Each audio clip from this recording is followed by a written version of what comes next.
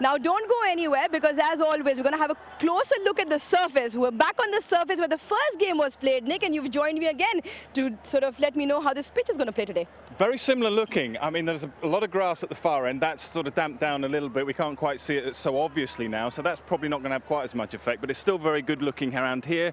It looks a little drier. I mean, what was it, 199, played 197 in that first game you alluded to. Let's be honest, let's throw some numbers at the people watching now. I'm going to go 175, 180. So we're just going to drop down a little bit because of the dryness, and they brought the pitch back. Still looks a really good pitch though.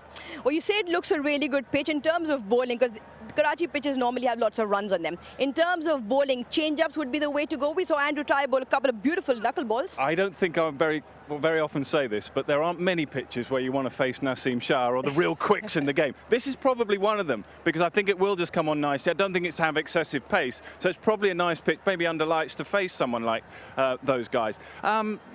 I think Imran Tahir is playing. Yes, Am I right? Yes, I think I heard it in my ear there. Correct. With your toss. Team confirmed that. I'm really pleased about that. I mean, it was a bit of a minefield for the spinners. I think, talking to Hawkeye and the guys, I think they were going at something like 10, over 10 runs per over for all the spinners in that game. But I expect the spinners to play a little bit more of a part. I think it's still going to skid on mainly. It might just dry up a little bit and hold a little bit for the spinners a little bit.